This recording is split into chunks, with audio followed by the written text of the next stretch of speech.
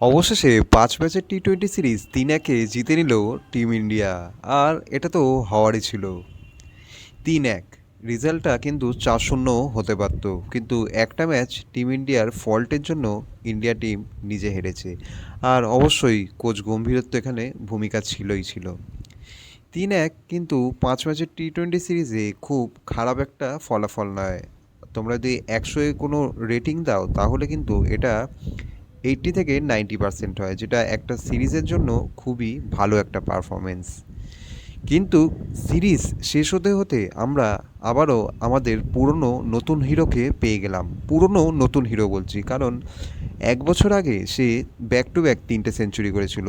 আবার এই বছরের প্রথম ম্যাচে সে ওপেনিংয়ে এসে কিন্তু আবারও একটা দুর্ধর্ষ শুরু করেছিল। তার নাম হচ্ছে সঞ্জু স্যামসং। শুভমান গিল কিন্তু চোট পেয়ে বাইরে ছিল গত 2-3 ম্যাচ ধরে। আমি বলবো 2 ম্যাচ ধরেই সে বাইরে ছিল। কিন্তু যেহেতু এই লখনৌর ম্যাচটা হয়নি, তার জন্য আমি শুভমান গিলকে সেখানে ধরছি না। শুভমান গিল বাইরে থাকাকালীনই সঞ্জু স্যামসাংয়ের খেলার জন্য একটা জায়গা তৈরি হচ্ছিল। আর গম্ভীর কিন্তু বারবার সেটা স্যামসংকে হিন্টসও দিচ্ছিল যে এবার কিন্তু গিলের জায়গায় তোমায় ওপেন করতে হবে, আর তাই তুমি রেডি থাকো। আর শুভমান গিল কিন্তু এদিন ভালো মতোই রেডি ছিল। 24 বলে 35 বা 37 রান সে করেছে। তার মধ্যে মেরেছে 1-2 লম্বা ছয় আর 4-5টা দারুণ চার।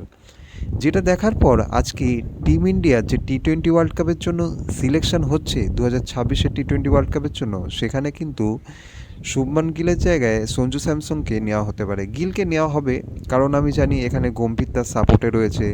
তার সাথে সাথে আদার্স যারা সাপোর্ট স্টাফ আছে তারাও কিন্তু শুভমান গিল আর গম্ভীরকে সাপোর্ট করছে, যেহেতু একজন কোচ, একজন ভাইস ক্যাপ্টেন, আবার টি-টোয়েন্টির কিন্তু ফিউচার ক্যাপ্টেনও বটে। কারণ সূর্যকুমার যাদবের আমরা যা পারফরমেন্স দেখতে পাচ্ছি, ম্যাচ জেতার পরেও কিন্তু তার ব্যাটে রান আসছে না। কিন্তু আমি ধরলাম এই ম্যাচটা যদি সাউথ আফ্রিকার সাথে বা অস্ট্রেলিয়া নিউজিল্যান্ডের সাথে একটা গুরুত্বপূর্ণ ওয়ার্ল্ড কাপ সিচুয়েশনে এই ম্যাচটা হতো, আর সূর্যকুমার যদি এরকম হাতে ক্যাচ দিয়ে চলে আসতো, তাহলে কিন্তু এই জায়গাটা তার মানে থাকতোই না। তার নামে কিন্তু এক্ষুনি নিন্দা পড়ে যেত আর ইউটিউবে 100টা ভিডিও চলে আসতো। সূর্যকুমার যাদব যেভাবে আউটটা হলো কালকে, সেটা দেখে খুবই লজ্জা লাগছিল যে ভারতীয় টি-টোয়েন্টি ক্যাপ্টেন, ইন্টারন্যাশনাল একটা দেশের ক্রিকেট ক্যাপ্টেন এইভাবে একটা হাতে ক্যাচ তুলে দিয়ে আউট হয়ে যাচ্ছে।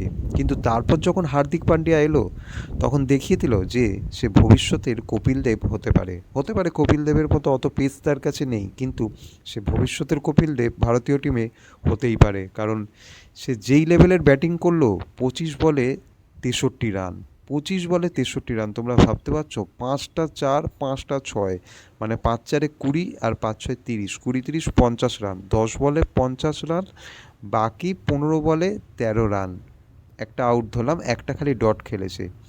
আর বাকি যে কটা বল পেয়েছে সে সব কটা বলে মেরেছে। মানে ক্লিন হিটিং কাকে বলে, যে কোনো বোলারকে, স্পিনার হোক বা ফাস্ট বোলারকে, কিভাবে চোখ বন্ধ হোক বা চোখ খুলে হোক, পিচ থেকে এগিয়ে হোক বা পিচে দাঁড়িয়ে হোক, যদিও হার্দিক পান্ডিয়া তেমন একটা এগিয়ে ছয় মারে না, দাঁড়িয়ে দাঁড়িয়ে তার কাছে যা পাওয়ার আছে, সে 97 মিটারের একটা লম্বা এমন ছয় মেরেছিল যেটা কিনা আর একটু হলে স্টেডিয়াম পার করে যেত।